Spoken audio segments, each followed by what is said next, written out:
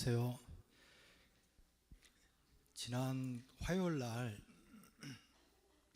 우리는 디지털 시대를 살지만 2008년도에 블록체인을 잠시 두고 왔었다, 이런 얘기를 제가 말씀을 드렸고, 두고 왔기 때문에 지금 인공지능이 하나의 방향으로만 너무 앞서 나가니까 균형을 맞추기 위해서 블록체인을 이용한, 블록체인을 기하학으로 삼는 그런 노력이 필요하고, 그것만이 디지털 세대가 지금의 그 입국장에서의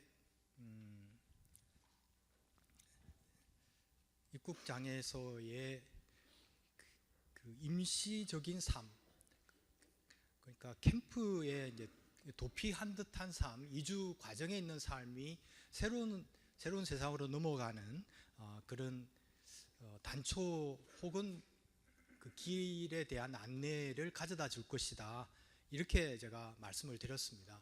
그런데 이제 이 수업 전체를 통해서 저희가 다루고 있는 것은 야누스의 오른쪽 얼굴과 왼쪽 얼굴이라고 나누고, 그 얼굴에 대해서 계속 얘기를 나눠왔고, 이제 다음 주부터는 이제 본격적으로 상징계라는 언어의 현실을 얘기를 이제 시작을 할 텐데요.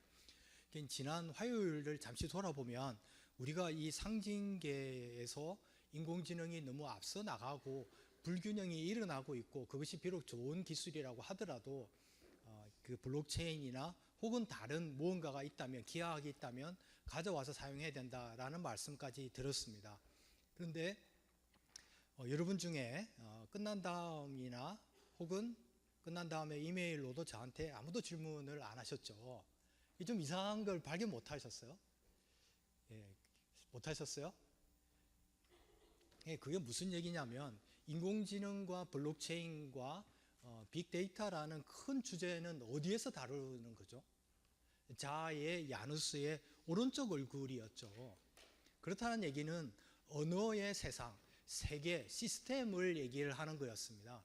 그런데 제가 블록체인이나 기하학을 이 수업 시간에 다룬 것은 어디였죠?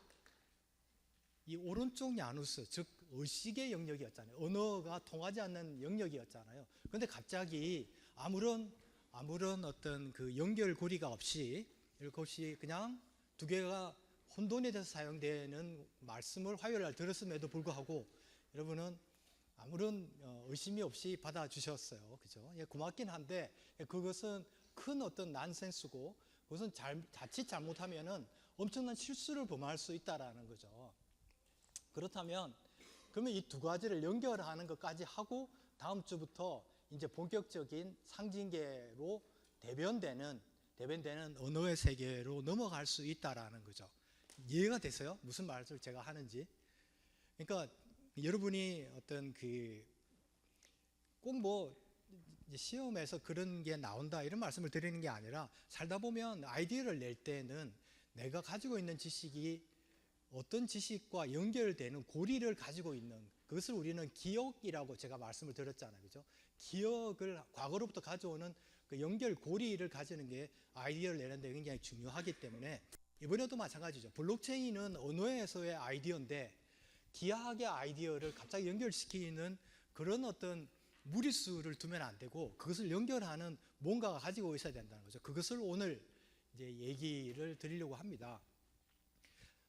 그 얘기를 드리기 위해서는 저희가 할 수 없이 버트란트 러셀이라는 분석 철학의 아버지라고 알려져 있는 이분을 얘기를 할 수밖에 없는 거죠. 이분은 1927년도에 두 권의 책을 발간을 합니다. 두 권의 책인데 그 중에 하나가 뭐냐면 사물의 분석이라는 책이고요.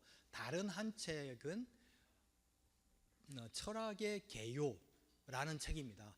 두 권 다 제가 한글로 번역되어 있는지는 잘 모르겠어요. 제가 찾아본 바에 의하면 한글로 번역된 책은 없는 것으로 이렇게 알려져 있는데, 이 버트란트 러셀 이 두 권이 1927년도에 동시에 이제 출판이 됩니다. 근데 그 중에 한 권을 제가 가지고 왔는데요. 이분이 이제 버트란트 러셀이고, 이 제목을 보면 Analysis of Matter라는 제목을 가지고 있습니다. 그리고 이 다른 책이 하나 뭐냐면은 철학의 개요죠. 되게 우리가 제가 이제 대학을 다닐 때 철학의 입문이라고 하나요? 그런 걸 할 때 되게 사용한 교재가 뭐였냐면은 버트란트 러셀의 서양 철학사 뭐 이런 책이 있어요. 지금도 그 책이 나오는데 그 책은 1945년도에 출판된 책입니다. 그리고 버트란트 러셀이 그 자기의 교수의 그 테뉴어라고 그러죠. 저와 같이 안정된 직장을 가지고 있지 못했기 때문에 수입원이 일정치 않았다고 그래요. 버트란트 러셀이 그 유명한 그분도. 그런데 이제 1945년도에 서양 철학사라는 책을 펴내고 나서부터는 수입이 확고하게 들어오고, 지금도 많은 분들이 독서 토론 같은 거 할 때 서양 철학사를 읽어요. 여러분도 그 버트란트 러셀 서양 철학사를 읽으셨는지 모르겠지만, 버트란트 러셀 하면 마치 서양 철학사가 대표 서적인 것처럼 알려져 있어요. 그런데 버트란트 러셀을 제가 좀 소개해 드리고자 하는 것은, 오늘 그분의 어떤 생각이 우리로 하여금 어디와 어디를 연결하냐면 야누스의 왼쪽 부분과 자아의 왼쪽 부분이죠. 오른쪽 부분을 연결하기 시작한다라는 거죠. 이게 굉장히 역사적으로 엄청나게 중요한 역할을 하는 거죠. 과학과 물리학, 의식의 세계와 언어의 세계를 연결하는 고리를 버트란트 러셀이 아니었으면 우리가 감히 생각을 했을까라는 거죠. 그런데 이분의 대표 서적은 제가 지금 말씀드린 1927년도에 두 권이고, 이 책에서 아인슈타인의 지오대식의 꿈을 꾸다라는 부분을 해석을 완벽하게 해낸다고 개인적으로 생각합니다. 그런데 이 버트란트 러셀은 1910년도에 수학의 원리, Principle of Mathematics이라는 책을 펴냅니다. 그런데 1910년도에 이 사람은 미국 사람인데 영국 가서 이 책을 펴내는데요. 1910년을 생각을 해보세요. 1910년은 어떤 해인가요? 아인슈타인이 특수상대성 이론을 1905년도에 발표를 하고 1915년도에 일반상대성 이론을 발표합니다. 그 사이에 발간된 책입니다. 그 얘기는 뭐냐면, 여러분이 어떻게 이해를 해주셨으면 하고 제가 바라냐면, 버트란트 러셀은 아인슈타인과 거의 동시대를 산 사람이라는 거죠. 어떤 그 동시에적인 고민을 했던 사람이죠. 그럼 1910년도에 이 책을 펼 때 그냥 이 사람이 유명하니까 책을 펴낸 게 아니라, 그 당시에는 그렇게 이름이 막 난리던 그런 때가 아니기 때문에, 러셀은요. 그래서 출판사마다 다 이제 그 원고를 제출을 하는데, 그 닥터 화이트헤드라고 하죠. 화이트헤드라는 수학자 아시죠? 그 화이트헤드하고 이제 같이 쓴 책인데요. 수학의 원리라는 책을 했는데 출판사마다 다 거절을 하는 거예요. 그래서 이제 이 사람은 자비 출판을 합니다. 여러분도 책을 한번 내보시면은 자비 출판은 치욕에 가깝습니다. 치욕. 그러니까 이게 실력이 없는 사람들이 자기 책을 내보려고 하는 허영심에서 내는 것을 자비 출판이라고 하는데, 1910년도에 이 버트란트 러셀, 우리가 생각하기에는 엄청나게 위대한 사람이 자비 출판을 했다. 이것은 치욕스러운 일일 수가 있는 거죠. 그죠? 인데 그 시대에는 모르겠어요. 왜 자비 출판을 꼭 그렇게 해야만 했는지는 모르겠지만, 어쨌든 자비 출판을 한 거예요. 저도 개인적으로 책을 한 3권 정도는 출판사하고 냈고, 예를 들면 약자의 결단, 그 다음에 이것은 변기가 아닙니다. 그리고 올해 나온 환경, 가능성의 미래, 이 책은 출판사에서 받아줘서 출판을 냈고요. 그 다음에 저의 작년도에 낸 똥분이 화폐에는 자비 출판을 한 거예요. 자비 출판이라는 건 제가 말씀드린 것 같이 작가로서는 엄청나게 자존심이 깎이는 일이죠. 하지만 나의 책을 좀 내놓고 싶은 그런 욕망도 있잖아요. 그죠? 그런 정도의 어떤 그 일이기는 한데요. 어쨌든 버트란트 러셀도 그런 일을 한 거죠. 그리고 제가 생각할 때는 이 책의 영향을 받았는지 모르겠는데, 5년 후에 물론 고민을 했겠죠. 아인슈타인이 일반 상대성 이론을 내고 주거니 받거니 했다라고 생각을 하고요. 그로부터 한 10년 정도 지난 다음에 1927년도에 버트란트 러셀은 이 Analysis of Matter, 사물의 분석이라는 책을 통해서 아인슈타인이 어떤 세상을 꿈꿨는지를 철저하게 파헤칩니다. 이 책을 보면요, 이 어널리시스 오브 매터를 보면 이런 일반 상대성 이론이 이런 이론이었어라고 무릎을 탁 치게 되는 얘기가 나옵니다. 그래서 한번 여러분도 한번 경험해 보셨어요? 저는 진짜 이 책을 읽으면서 한 10년 전에 읽었던 것 같은데 그때는 이게 무슨 얘기일까? 되게 여러 번 읽었어요. 그래서 진짜 무릎을 치게 되고 이게 진짜 말문이 막힌다라는 걸 경험하게 되는 그런 순간이었는데요. 이 얘기를 오늘 좀 드리고자 합니다. 그럼으로써 우리가 이 왼쪽과 오른쪽의 세계를 한번 연결할 수 있게 된다라는 거죠.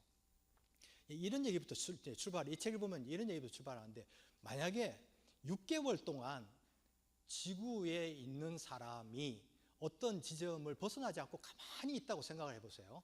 그럼 6개월 동안 이 사람을 좌표로 표시하면은 한 점으로 표시가 되죠. 6개월 동안 가만히 있었다면요. 근데 여기에는 가정이 하나 필요한데, 그것은 뭐냐면 좌표를 지구의 좌표를 쓴 거죠. 그런데 만약에 태양계 좌표를 썼다고 생각을 해보세요. 그럼 태양계 좌표를 쓰면 이 사람이 한 사람의 궤적, 움직임의 궤적은 6개월 동안에 어떻게 되죠? 공전을 했기 때문에, 지구는 공전을 했기 때문에 그게 원이든 타원이든 이렇게 반원처럼 이렇게 표시가 될 거죠. 둥그렇게 된다라는 거죠. 그런데 이 둥그렇게 되기 위한 것들은 아인슈타인이 생각하기에 이것은 특수상대성 이론을 쓰나 유클리드 기하학을 쓰나 마찬가지로 가운데에 있는 태양이라는 중앙 집중적인 힘이 이 원심력을 발휘해서 이렇게 원이 발생된다는 것을 발견하게 되는 거죠. 그런데 아인슈타인이 왜 그런지는 제가 잘 모르겠지만, 뭔가 꽂혔는지 모르겠지만, 이 직선으로밖에 안 되는 선을, 이렇게 곡선이 되는 선을 직선으로 표시하고 싶었던 거예요. 이게 이해가 됐어요. 왜 이 사람은 이런 생각을 했을까라는, 이게 되게 궁금한 일이긴 한데요. 우리가 아인슈타인한테 다시 그 질문을 할 수 없기 때문에 알 수는 없지만은, 어쨌든 아인슈타인은 이 꿈을 꾼 거예요. 이 직선을 만들고 싶었던 거예요. 그러면 어떻게 되느냐? 태양이라는 중력이 사라진 새로운 기하학으로 옮겨갔다라는 거죠. 그래서 버트란드 러셀이 그 가정을 해서 수학을 하나씩, 왜냐하면 버트란드 러셀은 철학가인 동시에 기하학자이고 언어학자이고 철학자이잖아요. 그래서 이 책에 보면 수학을, 일반 상대성 이론의 수학을 하나하나, 근데 누구부터 출발하는, 피타고라스 정리부터 이용해요. 되게 재밌는 사람이라고 저는 생각을 해요. 피타고라스 밑도 끝도 없이 아주 오래된 수학 이론이 피타고라스를 가져오고, 유클리드 기하학을 극복하기 위해서 피타고라스부터 넘어가고, 여기서로부터 어떤 새로운 수학적 가정을 하기 위해서 한 다음에 이것을 어디로 옮겨 놓느냐? 지오대식이라는 독특한 기하학의 세상으로 옮겨 놓는 거죠. 제가 이 수업이 끝난 다음에 일반 상대성 이론의 수학식이 담긴 논문을 여러분한테 보내드릴 테니까 한번 자세히 읽지 않더라도 쭉 한번 살펴보세요. 그러면 이 아인슈타인의 천재성이 드러나는 거예요. 물론 당연히 천재겠죠, 그죠? 근데 여기 드러나는데, 어쨌든 간에 우리는 그 식을 하나하나 다룰 필요는 없는 거죠. 여러분이 만약에 편비분 방정식과 기하학이라는 과목을 유니스트 내에서 듣는다면 그 식을 하나하나 이해할 수도 있겠지만, 우리 수업에서는 그것보다는 우리가 이미 알고 있는 그 수학을 이용해서 그 세계로 옮겨갔더니 직선으로 바뀌었다라는 거죠. 직선으로. 이게 무슨 의미가 있을까요? 직선으로 바꿔놓으면 무슨 의미가 있나요? 태양이라는 강력한 힘이 작동하지 않는 세상으로도 그 움직임의 모션을 해석해낼 수 있다라는 거죠. 이것은 저도 되게 궁금한 게, 아인슈타인이 왜 이런 일을 했을까라는 거죠. 그런데 이것을 버트란드 러셀은 어떻게 해석하느냐? 중앙 집중적인 힘이 사라진 세상을 아인슈타인은 꿈꿨을 것이다라고 보는 거예요. 진짜 그랬는지는 우리가 확인할 길이 없잖아요. 한데 이 책에, 제가 방금 보내드린 책에 버트란드 러셀은 중앙 집중적인 힘이 사라진 세상을 생각을 하고 그것을 지오대식이라는 기하학으로 바꿔놨더니 직선으로 표시가 되더라는 거예요. 그러면 이 직선으로 표시된 것들을 수학적으로 완벽하게 구현된 거, 그러니까 현실에서는 이것을 증명할 길이 없어요. 일반 상대성 이론은 제가 이미 말씀드린 것 같이 특수 상대성 이론과는 하늘과 땅만큼 다르고, 특수 상대성 이론은 일부로 과학적으로 실험으로 증명이 됐잖아요, 그죠? 그런데 일반 상대성 이론은 이론으로만 존재하는 세상이라는 거죠. 이 이론으로는 완벽하게 구현시켜 버린 거예요. 수학적으로 완벽하게. 어떻게 해요? 중앙 집중적인 강력한 힘이 없이도 트래블이 이렇게 들어가는 여행이나 어떤 입자의 움직임이 가능하다는 거죠. 어떻게 해요? 가장 짧은 거리로 움직인다는 거죠. 딱 이렇게 끊는 거예요. 직선이 가능하다는 거죠. 그러면 여기서 조금만 빗나가면요, 어떻게 되는 거죠? 뭔가 다른 힘이 작동하는 거예요. 그러면 원래대로 궤도로 돌아오고, 빗나가면 돌아오고, 이렇게 되는 어떤 독특한 수학적 이론이 가능한 기하학의 세상이 가능해 버리는 거예요. 이것은 중앙 집중적 힘이 가능하고, 이 버트란드 러셀은 그것이 아인슈타인의 꿈이라는 거죠. 아인슈타인의 꿈이었다.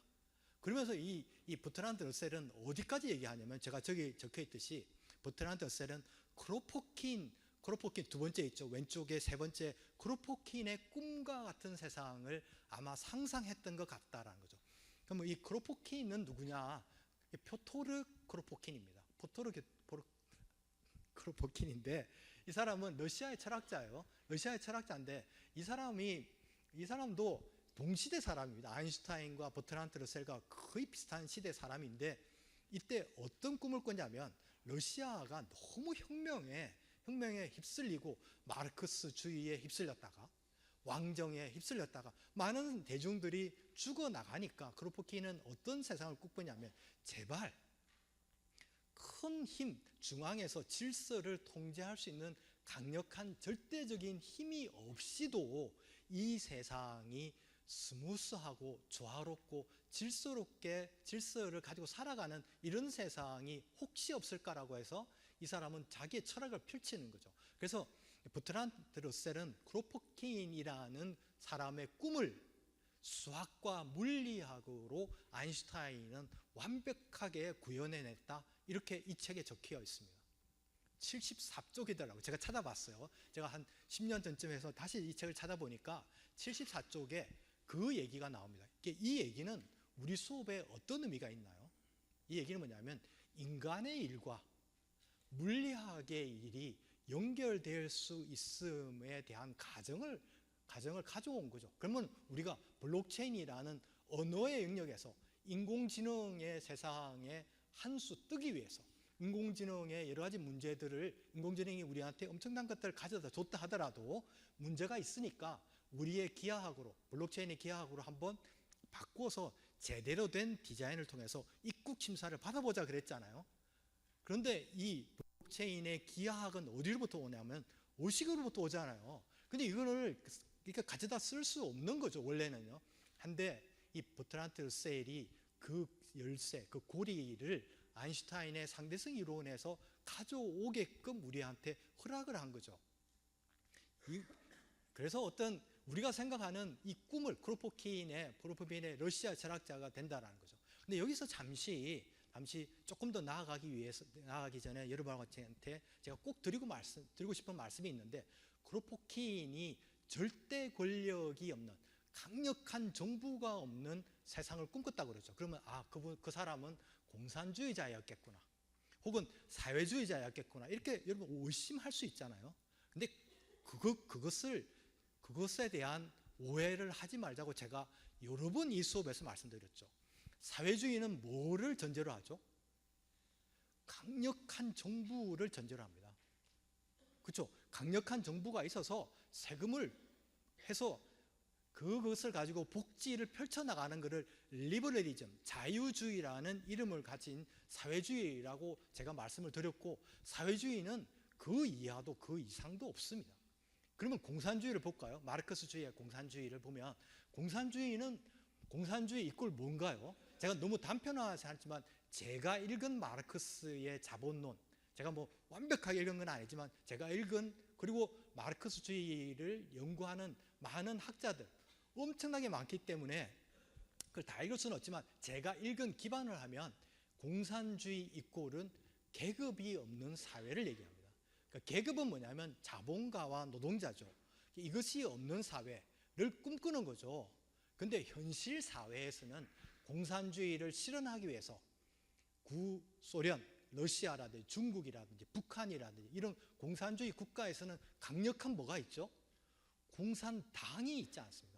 강력한 정부는 없다고 하더라도, 그러니까 사회주의는 아니라고 하더라도 이 공산주의 국가는 공산당이라는 강력한 태양이 있는 거죠. 태양이 없이 공산주의가 실현되는 세상을 마르크스가 꿈꿨는지는 모르겠지만 그런 현실 사회에서는 그게 없는 거죠. 그렇다면 이 크로포케인이 꿈꾼 세상은 사회주의도 아니고 공산주의도 아닙니다. 이것을 우리는 뭔가 얘기를 하다 보면 자꾸 너무 단순화하는 건 좋은데, 단순하게 해서 모든 걸 설명할 수 있으면 그만큼 좋은 건 없죠. 하지만 어떤 사람이 그런 비슷한 얘기들을 꿈꿔가면은 이 사람은 사회주의다, 좌파다, 공산주의자다, 빨갱이다, 이렇게 너무 쉽게 넘어가는 것을 여러분은 경계해 달라는 부탁을 드리는 겁니다. 저의 이것을 제가 모자라는 지식으로 이렇게 말씀드릴 수 있는 것은 그래도 여러분은 좀 생각의 유연성을 가져주셨으면 하는 생각을 하는 거죠. 너무 이것을 이용하려고 하는 사람들한테 우리가 당하는 그 자체만으로도, 지금 사회를 보세요. 누군가는 이쪽에 와 섰다가 이쪽에서 와 섰다가 이러지는 말아달라는 거죠. 이 수업을 통해서 계속 이 부분은 여러분이 동의를 못 하더라도 이 수업에서 저 앞에 선 사람이 얘기하고 싶은 것은 그런 부분이 있다라는 것은 조금 염두에 둬달라는 부탁을 꼭 드립니다. 그렇다면 이 크로포킨이 꿈꿨던 세상은 뭘까요? 강력한 태양이 없이도 질서가 유지되는 거죠. 이런 세상은 아직까지 인류사에서 없었잖아요. 그럼 없었기 때문에 앞으로도 없을까요? 이렇게 생각을 할 수도 있겠지만 우리는, 여러분은 특히 디지털 세상에서는 좀 꿈꿔달라는 것이 염치 없지만 제가 시종일관 여러분한테 부탁을 드렸잖아요. 그죠? 지난 화요일 날 끝나고 나니까 제가 어디 앉아 계신지는 모르겠지만 끝나고 그러면 교수님도 같이 갈 수 있는 거 아니냐, 그런 세상으로 이렇게 질문 주신 분이 있죠. 제가 되게 고마워요. 집에 가서 우리 그 아내한테도 그런 얘기를 했더니 참 되게 당신은 행복한 사람이다 이런 얘기를 해요. 저도 행복하게 느끼고요. 제가 어떤 답이 뭐였죠? 내가 같이 가고 싶고 나도 갈 수 있는 자격이 생길 수는 있지만 저는 그 사이에 죽을 거예요. 그렇죠? 나이가 많아서 죽는 거죠. 그러니까 여러분과 같이 생물학적으로 불가능하다는 거죠. 그래서 여러분은 가시더라도 아무 상관없고 그렇게 되기를 원하는 거죠. 그런 세상. 그리고 그런 세상을 꼭 좌파의 세상, 사회주의 세상, 혹은 뭐 자본주의 세상 이렇게 규정 짓지 말고 여러분의 기하학으로 새롭게 한번 스케치를 해달라는 부탁을 꼭 드리는 거죠. 이제 우리와 같은 사람들이 아까 제가 말씀드린 것 같이 무능의 시대를 불가능의 시대로 이렇게 좀 끄집어내는데 우리가 역할을 했다면 여러분은 불가능의 세대를 초월해서 새로운 세상을 가는 그 꿈을 꾸달라는 거죠. 그런 세상을 꿈꾸는 것을 아인슈타인이 우연히 말했는지, 아인슈타인은 진짜 너무 천재이기 때문에 그런 것을 꿈꿨는지는 모르겠지만 버트란트 러셀의 해석에 의하면 물리학과 수학으로 완벽하게 구현해냈다라는 거죠. 그러면 이것이 이 시기 왜 그렇게까지 연결하게까지 중요하냐라는 것을 버트란트 러셀은 어떤 것부터 출발하냐면 저 책에, 이 책은 3분의 2 정도 지나면 이 얘기가 나옵니다. 이걸 처음에는 일반 상대성 이론을 설명하는데 주로 할애를 해요. 근데 3분의 2 정도 지점 지나면은 이제부터 인간의 마음으로 아인슈타인의 일반 상대성 이론을 가져오는 시도를 해보자라는 그 챕터를 시작을 해요. 버트란트 러셀은 정말 매력적인 사람 같아요. 저만 그렇게 생각할지 모르겠지만, 그래서 그러면서 내가 어떤 포기하더라도 내가 하나의 명제만큼은 절대 포기할 수 없는 게 하나 있다라고 얘기를 해요. 그것은 뭐냐? 세상의 모든 것은 이벤트로 구성되어 있다 라는 명제를 꺼냅니다. 아까 제가 버트란트 러셀은 분석 철학의 아버지라고 설명을 했죠. 그죠? 분석 철학이 무슨 철학이냐? 여러분이 분석 철학이라는 건 그 철저함에 정말 질릴 정도로 명제, 증명 이렇게 나가는 거죠. 분석 철학의 책을 읽으면 이게 철학책인지 수학책인지 모를 정도의 그 수학 기호들이 쏟아져 나옵니다. 이것에 문을 열고 들어가서 이 세상에 분석 철학이라는 것을 가져다 준 게 버트란드 러셀인데, 이 사람의 명제가 뭐라고요? 이 세상은 이벤트로 구성되어 있다. 이것을 건들지 말아라는 거죠. 만약에 딴 거는 내가 다 하더라도 이것을 건드리면 내가 끝까지 찾아가서 이 사람을 내가 응징하겠다라는 거죠. 이게 어느 정도 은밀하냐면요, 1910년도에 아까 제가 수학의 원리라는 책을 펴냈을 때 오스트리아에서 한 젊은 수학자가 찾아와가지고 이 버트란드 러셀을 졸졸졸 따라다니면서 괴롭히는 거죠. 근데 버트란드 러셀은 이 기괴한 젊은 수학자이자 언어학자이자 철학자인 이 사람을 내치지 않습니다. 데리고 다니면서 가르치기도 하고 토론도 하고 또 역으로 배우기도 하고요. 이 학자가 누구냐면 비트겐슈타인이라는 학자입니다. 비트겐슈타인이 이 수학의 원리라는 자비로 출판했죠. 그죠? 아까 제가 그렇게 말씀드렸죠. 이 책을 읽고는 이거다 해서 진짜 자기 아버지한테 자비만 받아서 이 영국으로 와가지고 이 버트란드 러셀을 집요하게 따라가면서 한 수 배웁니다. 이게 이제 비트겐슈타인이 언어학자와 분석학자로서 성장하는 계기가 되는 거죠. 여러분도 만약에 누군가의 책을 읽고 이거다 싶으면 그 사람은 무조건 찾아갈 용기가 있으세요? 그 사람이 미국에 있든 독일에 있든 찾아가가지고 나는 이 사람이 되게 유명한 사람이고 어디 논문을 냈고 노벨상을 받은 사람에게 간 게 아니라 이 사람의 이론을 읽고 그 사람에 대해서 푹 빠져가지고 그 사람한테 찾아가는 그런 것을 할 수 있는 게 여러분 같은 젊음이라고 저는 생각을 하거든요. 어쨌든 그 정도의 분석 철학자가 낸 명제가 뭐였죠? 이 세상은 이벤트로 구성되어 있다. 이것으로부터 어디까지 가는지 한번 제가 오늘 말씀드리고자 하는 겁니다. 근데 이전에 분석 철학이 어느 정도 어떤 그 획기적인 걸 하냐면 제가 이제 자폭하는 거죠. 이 예를 하나 들어보겠죠. 저는 머리가 좀 없잖아요. 그죠? 저는 20대부터 머리가 없었어요. 소위 얘기하는 대머리죠, 대머리. 그죠? 그런데 사실 20대부터 그렇기 때문에 뭐 크게 제가 뭐 이렇게 신경 쓰고 이런 거는 아닌데, 이런 이제 비트겐슈타인이 이런 예를 들죠. 뭐 다른 분석 철학자로 같이 내는데, 프랑스의 왕은 대머리다. 이 이제 문장을 한번 보세요. 이게 참입니까, 거짓입니까? 참이에요? 자, 누군가 혹시 프랑스의 왕은 대머리다. 여기서 비트겐슈타인이 하고자 하는, 비트겐슈뿐만 아니라 분석 철학자들이 이 명제에서 하고자 하는 얘기 뭐냐면, 프랑스 왕이 대머리인지 대머리지 아닌지를 알려면 프랑스에 가서 그 프랑스 왕을 봐야 되잖아요. 그죠?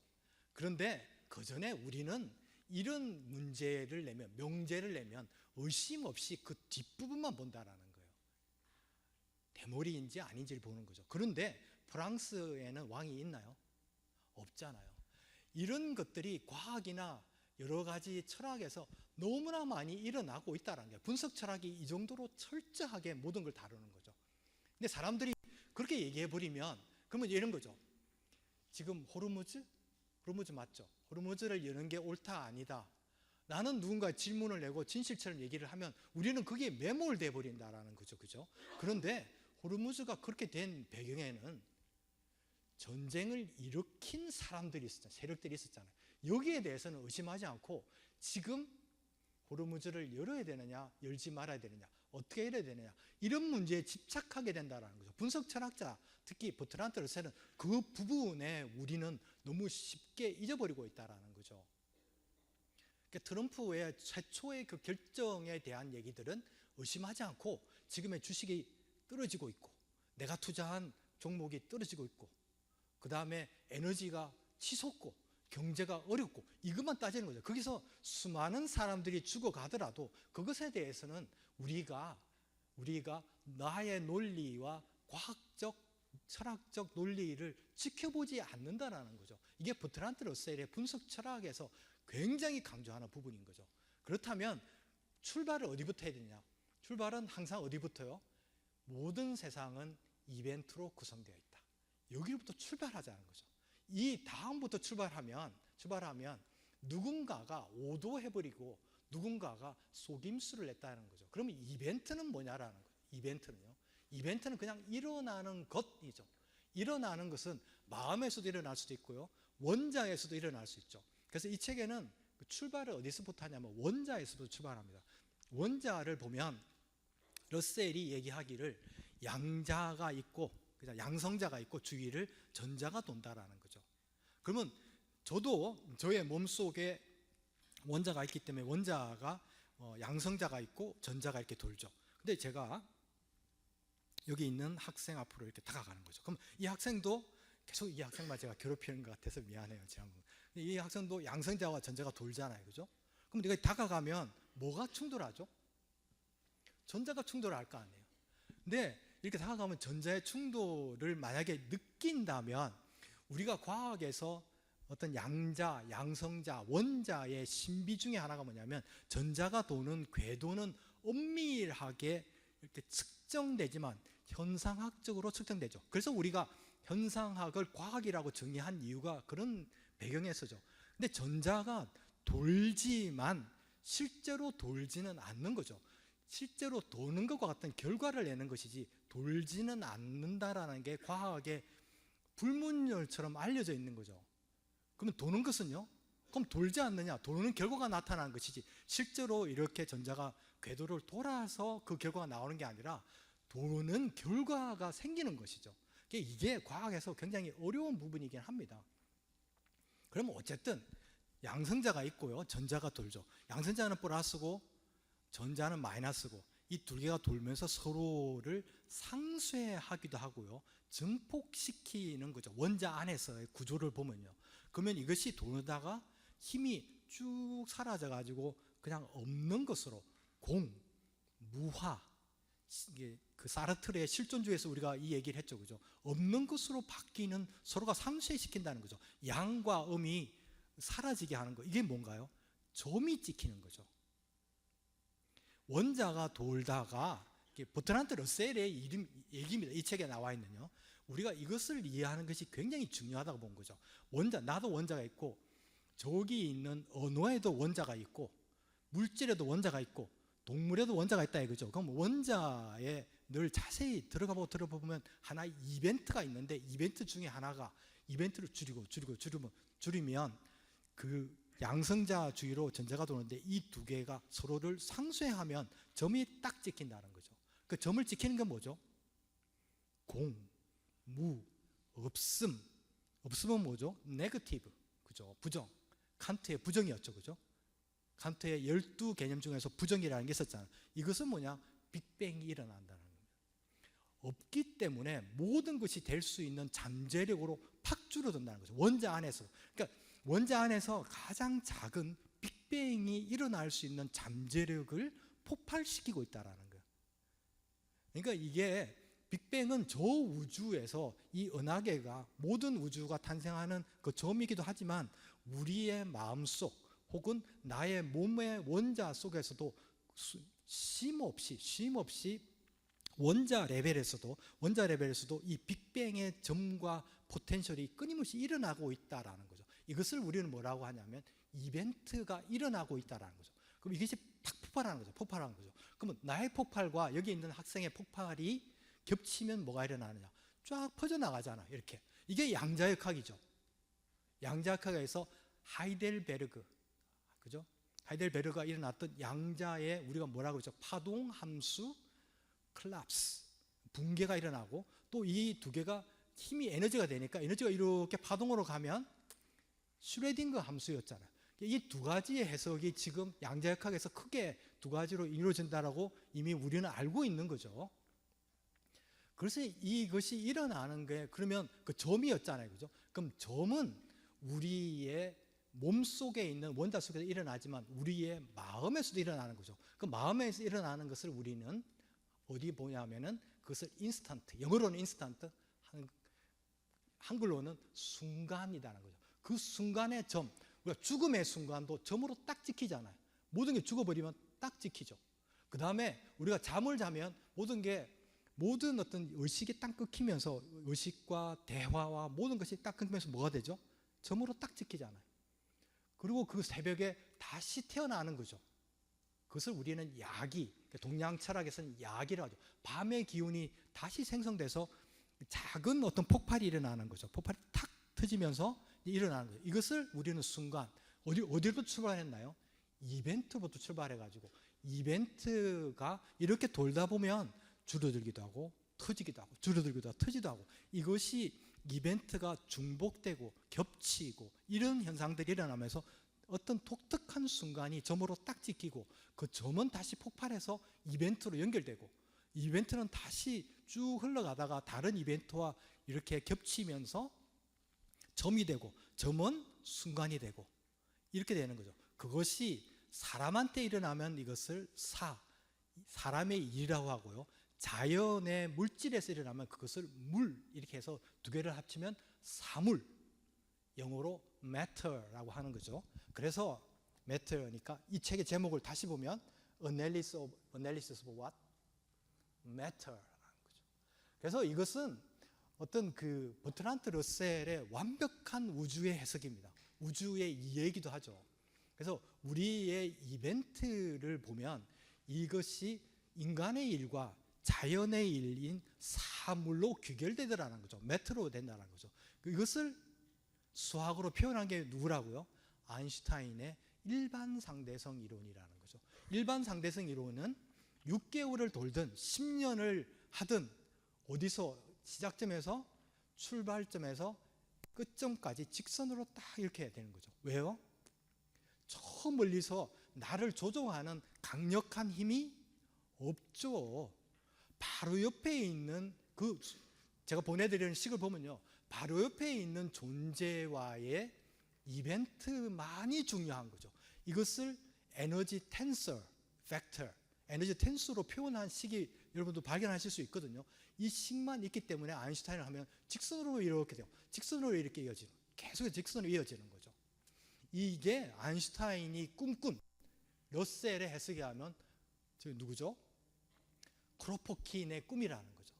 저 멀리서 나를 지배하고 조절하고 통제하려는 힘이 없이 내가 선택한 이 사람, 내가 선택한 이 사람, 내가 선택한 이 사람과의 관계만이 오로지 에너지를 발산시킨다라는 거죠. 어디서요? 원자 레벨과 나의 마음속 깊숙한 가장 작은 규모의 이벤트 차원에서만 일어나는 거죠. 이것은 우리가 후설의 현상학에서 다룬 게 모아가는 거죠. 노마드의 기본 단위, 그죠? 미닝, 의미의 기본 단위, 어디로부터 가져온 거요? 저 높은 곳에 있는 모포에 있는 그죠? 속으로부터 가져온 고급과 혹은 빅데이터로부터 가져온 그 의미의 가닥, 이 아인슈타인과 러셀이 말하는 이벤트의 가닥과 정확하게 일치를 합니다. 용어만 다른 거죠. 이것을 꼬우는 게 뭐죠? 꼬우는 게 관계잖아요. 옆 사람과의 관계, 이게 기하학이라는 거죠. 그러면 이 모든 어떤 얘기는 후설의 얘기든 아인슈타인의 얘기든 이벤트를 강조한 버트란트 러셀의 얘기든 속구를 가져와서, 알죠? 속에서 가져와서 종으로 엮는, 그래서 노예말을 만들어서 언어의 영역인 현실계로 나간다는 거에는 모든 사람이 의견을 일치하고 있다는 거예요. 그러니까 여러분도 여러분의 생각을 누가 이런 얘기했더라가 이 수업에서 중요한 거 아니잖아요. 그죠? 제가 이렇게 말씀을 안 드리면 여러분이 믿지 않으실까봐 저의 독서에 의해서 이거는 후설이 얘기했습니다, 이거는 아인슈타인이 얘기했습니다 라고 하지만, 여러분이 가장 중요하게 하는 거는 이런 생각들이 여러분 나름대로 정리해서 여러분이 과학을 하시든 사업을 하시든 뭐 어떤 걸 하든 간에, 엔지니어가 되든 간에 그것을 통해서 여러분의 생각과 논리와 기하학을 발휘하는 것이 가장 중요하다는 말씀을 드리는 거죠. 그러면 어디까지 왔나요? 이벤트로부터 사물까지 왔잖아요. 그러면 사물까지 오면 거칠 것이 없습니다. 여러분, 사물에 대해서 가장 우리 동양에서 중국과 한국에서 가장 중요하게 다룬 것이 대학이라는 사서 맞죠? 사서 공자 아니다. 논어맹자 대학 중용 중에서 대학의 첫 페이지를 딱 보세요. 그러면 경물치지라는 게 나옵니다. 경물치지는 뭐냐면 물을 만나면 치 이른다. 어디예요? 알매 이른다 이런 거죠. 근데 그 두 번째 나오는 물 있잖아요. 물은 공자님이 얘기하시기를 사물을, 그러니까 내자를 만들어야 되니까 경물치지 이렇게 한 거죠. 근데 실제로는 사물치지인 거죠. 사물을 지극히 알면, 지극히 공학자로 지극히 알면 어디에 이른다고요? 진실된 알매에 이른다라는 거죠. 그러니까 지극히 아인슈타인의 일반 상대성 이론을 이해하면 이 사회를 꾸며갈 수 있는 지식을 얻게 된다 이런 거죠. 그러니까 우리가 동양, 서양의 사상은 이렇게 나갔는데 동양은 왜 이렇게 맨날 하나, 이게 아니라 우리의 동양 철학에도 그런 게 있는데, 이것을 단지 우리는 직감적으로 아니까 그렇구나 해서 수학으로 표현 안 했는지 모르겠지만 그것을 안 한 결과지. 서양 사람들도 위대한 사람들도 있으니까요, 많으니까 그렇게 펼쳐 나갔다라는 거죠. 이해가 되세요?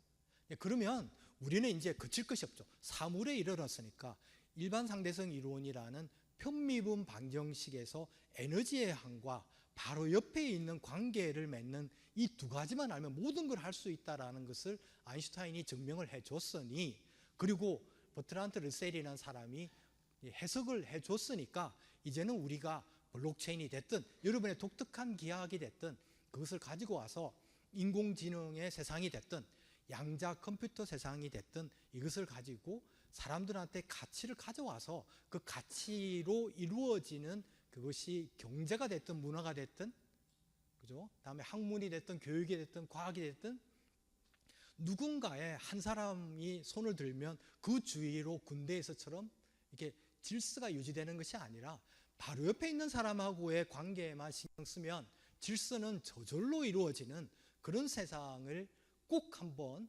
꿈꿔주시기를 바란다고 제가 버트란트 러셀의 입을 빌려서 여러분한테 말씀을 드리는 거예요. 그러면 거칠 것이 없다는 거죠. 블록체인 다 있는 거죠, 그죠? 그 다음에 인공지능의 챗GPT를 이용하면 되는 거죠. 근데 어떻게 하자고요? 블록체인을 가지고 와서 의미의 가닥을 꼬아서 에너지와 물과 기후변화, 이 기후변화와 설렁탕, 커피, 여행, 이 축구, 야구 이런 모든 것들을 그냥 거칠 거 없이 바로바로 연결해서 어떻게 만들자고? 직선으로 만들자 이거죠. 직선으로 만들지 않고 이렇게 그냥 주위를 살피다 보면 어느새 곡선이 돼버리다라는 거죠. 왜요? 너무나 강력한 힘이 작동하고 있다는 거죠. 빅텍이 있고 정부가 있고, 무정부주의자를 얘기하는 게 아니라 강력한 어떤 중앙 집권적인 헤게모니를 너무 강하게 휘두르는 정부들이 있으니까 그런 정부들에 대해서 좀 벗어나서 나름의 질서를 유지하는 그런 어떤 과학자와 공학자가 되어달라는 부탁을 꼭 드리는 겁니다. 자, 여기까지 혹시 질문 있으면 좀 남겨주세요.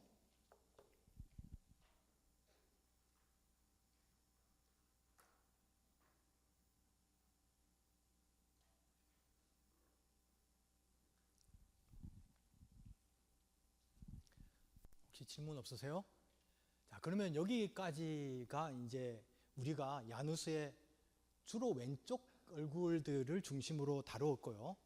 그다음에 다음 주부터는 이제 언어의 세계로, 진짜 우리가 살고 있는, 계속 철학자도 아닌 사람이 너무 철학을 아는 척하고 이렇게 해서 죄송하고 일단은요. 근데 이제는 오른쪽 실제 우리가 살고 있고 과학의 언어, 경제의 언어, 교육의 언어를 가지고 한번 얘기를 나눠보는데요.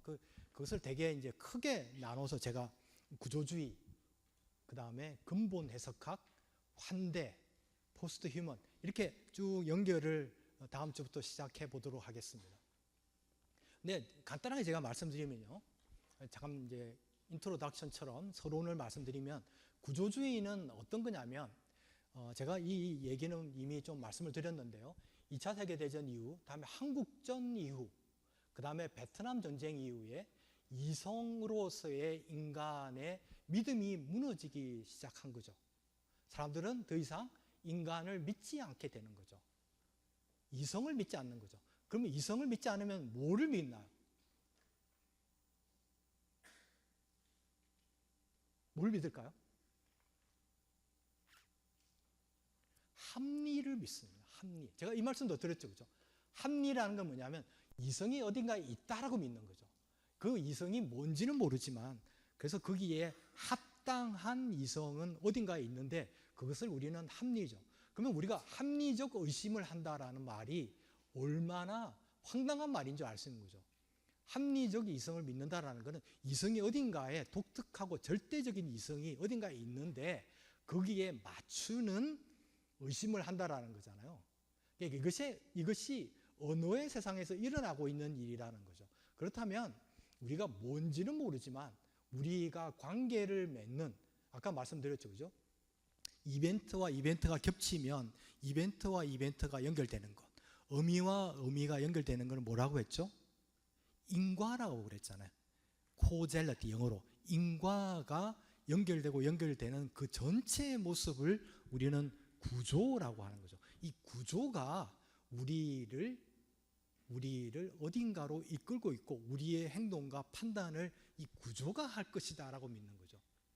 그러니까 이 구조가 그래도 제대로 되고 있다. 왜냐하면 개인의 지도자가 자칫 잘못 판단하면 세계는 전쟁 속으로 들어가 버리니까 구조가 좀 더 소수의 지도자의 보다는 더 작동하게 만드는 게 좋겠다. 그래서 이제 구조주의가 1960년, 70년대에 탄생하는 거죠. 베트남 전 때 한창은요.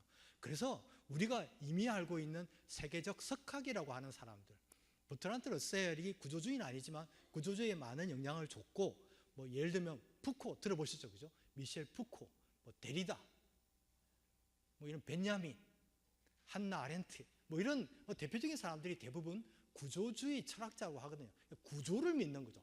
누구를 믿지 않고요? 개인의 이성을 믿지 않는 거죠. 이 사람들은요. 구조가 하는 거다. 근데 구조를 사회의 구조는 뭐가 있지 모르지만 어쨌든 연결되고 있는 고리를 우리는 인과라고 했고 인과의 근거는 이성이잖아요. 그럼 그 이성까지 다시 내려가지 않고 결과된 그 구조를 믿는 거죠. 근데 그 구조를 어떻게 보느냐에 따라서 뭐 후기 구조주의 이렇게 보는데 그것은 다시 제가 가져와서 여러분하고 얘기를 좀 해보고요. 근데 그 책에 여러분이 제가 이 책을 읽지는 않았어요. 이 책을 읽지는 않았는데 아까 제가 그 현대 유럽 철학의 흐름이라는 책이 우리 도서관에도 있고 이게 도서관에서 빌린 책인데 도서관에 몇 권 더 있더라고요. 근데 이거는 그 리차드 카니라는 그 보스턴 칼리지의 교수로 있는 사람인데 이 사람은 종교 철학자입니다.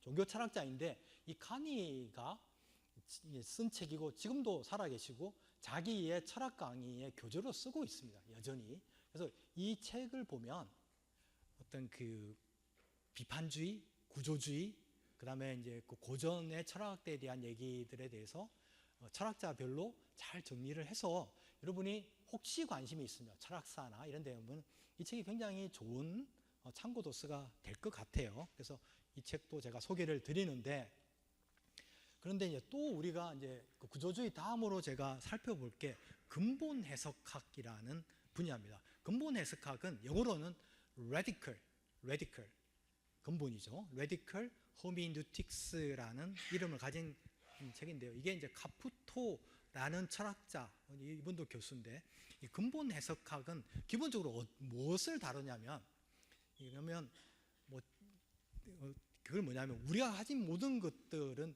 해체될 수 있다라고 믿었던 해석학인 거예요. 그럼 해석은 영어로 interpretation이 되는데 여기서는 허미누틱이라는 단어를 써요. 여러분 해석학을 얘기할 때 누군가는 인터프리테이션이라고 얘기하는 사람이 만약에 있고 누군가는 허미누틱이라는 얘기를 한 사람이 있다면 뭐가 다르냐면 인터프리테이션이라고 얘기하는 건 뭐냐면 거기에 의미가 있다라는 거예요. 누군가 얘기를 하잖아요. 그럼 의미가 있기 때문에 내가 그 의미를 이해하기 위해서 노력하는 것을 해석하는 것이라고 하죠. 해석은 의미를 찾는 거잖아요. 근데 이거를 인터프리테이션이라고 얘기하면은 그 사람의 의미가 뭔지를 내가 잘 살피는 거죠. 근데 허미누틱이라는 말로 어떤 사람이 해석을 표현했잖아요. 그러면 이게 뭐냐라면은 나는 너가 어떤 의미를 얘기하는지 관심 없어. 근데 그 의미를 전달하기 위해서 사용하는 언어를 내가 산산조각을 내겠다라는 거예요. 해체해버리겠다는 거예요. 그래서 내 나름대로 다시 조합하겠다라는 거예요. 이게 해체주의 해석학이죠. 여러분 그 비슷한 말씀을 들어보시죠, 그죠? 그래서 이 해체라는 것은 영어로 deconstruction. construction은 뭔가를 짓다 그런 거잖아요. 건설하다. 그래서 앞에 그것을 해서 뭔가를 분해하다라는 뭐 disassemble 이라는 단어를 쓰지 않고 deconstruction이라는 단어를 써요. 이것은 뭐냐면 내가 부셔버리겠다는 거죠. 해체해버리겠다는 거죠. 뭐에 관심 없이요? 당신이 나한테 전달하고자 하는 의미는 나는 관심 없다. 말만 늘어나달라. 그리고 그 말을 내가 분해해서 해체해서 재구성하겠다라는 게 근본 해석학이죠. 이 근본 해석학은 근본에서는 구조주의 학문에서 엄청난 또 그죠? 어떤 여파를 내고 이것을 굉장히 싫어하는 사람도 많습니다. 데리다를 중심으로 카푸토라는 교수님을 중심으로 그래서 한번 이 부분도 우리 수업에서 다뤄보도록 하겠습니다. 왜냐하면 언어를 제대로 이해해야만 우리가 하고자 하는 블록체인이 됐든 인공지능이 됐든 이런 것들을 다뤄갈 수 있기 때문에 근본 해석학을 제가 깊이 있는 이해는 아니지만 한번 다뤄보도록 하겠습니다. 간호사의 윤리 뭐 이런 카푸토의 저술을 보면요, 이거 제가 소개를 드릴 텐데 이거 보면 감동적이에요. 그러니까 우리가 너무 어렵게 얘기하지 말고 제가 어렵게는 잘 모르고요, 여러분하고 쉽게 설명해 나가도록 하겠습니다. 그 다음에 환대입니다. 환대는 영어로는 hospitality죠. 우리가 이방인에 대한 환대를 얘기하죠. 저는 그 기독교는 아니죠. 종교는 아닌데 기독교나 그게 설사 불교든 아니면 어떤 거든지 어떤 그 종교의 역사 혹은 진실의 역사에서 보면 새로운 위대한 어떤 역사적 전환기가 될 때마다 항상 나타나는 게 누군가요? 성경이 됐든 불경이 됐든 이방인입니다. 이방인이 등장합니다. 이방인을 자기의 모든 것을 열고 받아들일 때 이때 모든 새로운 역사가 시작되는 경우가 엄청나게 많죠. 뭐 동방박사라든지 부처님 같은 경우에도 깨친 다음에 이방인을 만나잖아요. 그렇죠? 그다음에 예수님도 마찬가지라고 저는 알고 있고요. 제 짧은 지식으로. 그리고 성모 마리아도 잉태를 할 때 이방인을 만나고 마음을 열죠. 이 모든 것들을 볼 때, 역사를 볼 때 우리가 이방인을 우리가 이 수업 시간에서 타자를 했죠. 사르트르의 타자 얘기를 했잖아요. 타자는 이방인과 이렇게 비슷하게 접견이 됩니다. 이 이방인에 대해서 우리가 환대의 마음을 가질 때 새로운 어떤 뭐가 되죠? 말문이 막히게 된다는 거죠. 제 표현은 락항에 의하면 말문이 막혀서 실제계로 들어가서 깨달음이 생기고 그 깨달음을 통해서 다시 언어의 영역으로 나올 수 있는 힘을 가지게 된다는 거죠. 그 이방인의 환대에도 저희가 이쪽에서 다루도록 하겠습니다. 그리고 이제 당연히 우리가 행위자 이론을 할 때 에이전트라고 했죠, 그죠? 행위자를 다룰 때 행위, 잠재력, 타자 이런 걸 다룰 때 우리가 포스트 휴먼 인간만을 가지고 이 모든 것을 해석해낼 수가 없는 거죠. 아까 사물 얘기했잖아요, 그죠? 버트란트 러셀의 사물을 얘기할 때 보면 동물이 됐든 심지어 식물, 광물 이 모든 것과를 타자로 보고 나와 관계를 받아들일 때 그 관계는 나의 바로 옆에 있는 사람도 관계 없고요, 저 멀리서 유니스트로 유학 온 어떤 학생을 환대로서 받아들일 때, 이방인으로서 받아줄 때 이 모든 관계가 아인슈타인의 일반 상대성 이론으로 빅뱅이 폭발할 수 있다라는 그것을 할 때 우리는 포스트 휴먼이라는 뉴 웨이브라고 그러죠. 지금 철학계로 휘젓고 있는 뉴 웨이브, 새로운 물결이라고 하죠. 예를 들면은 우리 수업에서 다루게 되는 도나 해러웨이 같은 분들, 이런 분들 얘기를 나눠서 이것을 쭉 한번 살펴보고 상징계를 살펴보고 현실을 살펴보고 다시 돌아와서 과학이나 엔지니어나 비즈니스가 어떻게 이 상징계와 결합할 수 있는지에 대한 예들을 교육과 예술과 과학에 대하면서 이 학기가 마무리되도록 하겠습니다. 그런데 제가 이제 이번 학기 처음으로 이 녹화를 하잖아요. 그래서 여러분이 좀 봐주셔서 되게 감사하고 외부에서도 보는 것 같아요. 뭐 많이는 보지 않지만 특히 이제 제가 이남 이녀 중에 이제 장남인데 제 막내 동생이 이제 남동생이 있는데 회사를 다니는 인데 정말 열심히 보더라고요. 여러분 누구보다도 열심히 보는 것 같아요. 막 목요일 금요일만 뜨자마자 막 보는 거예요. 이제 직장도 바쁘고 어디 회사에 그래도 이사급인데 근데 막 보는 거예요. 그리고 막 질문도 하고 또 막 그런 얘기를 해서 제가 이런 생각을 했어요. 이 세상 교수 중에서 강의를 만약에 녹화를 남겼는데 친동생이 보는 교수가 과연 몇 명이나 될까? 이런 생각을 해요. 그래서 내가 행복한 사람이구나. 내가 뭐 물론 성공한 교수는 아니겠지만 그래도 친동생이 그렇게 열심히 들어주는 교수가 어디에 있느냐라고 생각하면 행복하고 여러분과 올해는 독특한 경험을 하는 것 같아서 되게 즐겁고 기쁘지만 뭐 제가 한 가지 좀 양해를 드리고 싶은 거는 제가 완벽하게 여러분이 충분히 더 쉽게 받아들이지 못하게 준비를 못하는 거는 제가 죄송하게 생각해요. 하지만 제가 어디 예를 들면 어디 학교에서 기조 강연 같은 거를 초청을 가끔 받거든요. 이번에도 6월 달에는 이제 수자원 학회라 해서 이제 뭐 그런 큰 학회의 기조 강연, 외국에서 하는 것도 기조 강연을 호주에서도 하고 뭐 옛날에는 아프리카나 유럽에서도 이제 가끔 가면 되게 기조 강연을 받을 때는 3개월 정도를 준비를 해요. 되게 한 뭐 40분, 50분 정도를 할 때 하는데 제가 이 수업 한 번 한 번이 저한테는 기조 강연 같은 거예요. 제가 뭔가 이렇게 칠판에 낸다든지 뭐 슬라이드를 내고 이렇게 하지를 못하잖아요. 그렇게 그 방법을 택하지 않는 이유는 또 있겠죠, 그죠? 근데 그만큼 제가 사실은 뭐 다른 연구가 이제 은퇴가 가까웠기 때문에 하지 않기 때문에 사실 이 강의 준비를 사실은 거의 모든 저의 시간을 그죠? 꿈에서도 꾸는 것 같아요. 사실 이 강의 준비를 꿈에 그 정도로 최선을 다하고 있지만 여전히 제가 여러분이 기대하는 만큼은 안 될 수 있을 것 같아요. 당연히 그 점에 대해서는 제가 죄송하게 생각하지만 그것은 저의 부족함이고 좀 더 쉽게 쉬운 단어로 쉬운 센텐스로 하지 못하는 것은 제 부족함이다 라고 이해를 해줬으면 좋겠어요.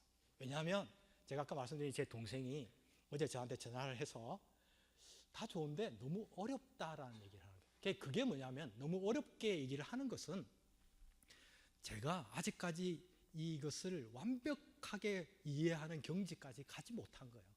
제 나름대로는 이해를 했지만 겨지 못했기 때문에 그 수준이라는 말씀을 드리고 제가 양해를 구합니다. 그래서 여러분이 혹시 제안을 하시고 싶으신 거나 그 질문이 있으시면 보내주면 또 제가 모르던 것을 알게 되는 계기도 되니까 여러분이 꼭 그것을 해주시기를 부탁을 드립니다. 오늘은 여기까지 하겠습니다. 네, 고맙습니다.